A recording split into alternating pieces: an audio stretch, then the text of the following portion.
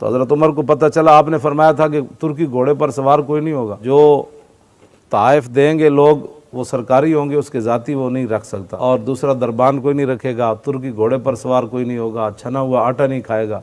ये गवर्नरों के लिए पाबंदियाँ थी। तो अबू मूसा अशरी के बारे में शिकायत मिली तो आपने बुला लिया, तो फरमाया कि ये तोहफे जो है तुम रख लेते हो, ये तो कौमी है। उन्होंने कहा जी ये मुझे देते हैं। फरमाया ये तुझे नहीं देते, तेरे ओहदे को देते हैं। बहरहाल हज़रत उमर ने उनका वो सारा कुछ कपड़े उतरवा के ना टाट का लिबास पहना कर बहुत सारी बैतुल माल की बकरियाँ, कोई 400-500 बकरियाँ आगे लगाईं। फरमाया जाओ जाकर ये चराओ आप। तो जब उन्होंने झिझक महसूस की तो फरमाया तुम्हारे बाप दादा यही काम करते थे, ये तो हुजूर की वजह है कि तुम्हें आज गवर्नरी मिल गई। काफ़ी अरसा गुजरा तो फिर हज़रत उमर ख़ुद तशरीफ़ ले गए जंगल में।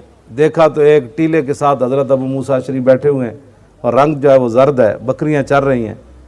आप जब गए तो मिले तो फरमाया अब तो तोहफ़ा कोई नहीं भेजता तुझे। कहा नहीं मुझे समझ आ गई।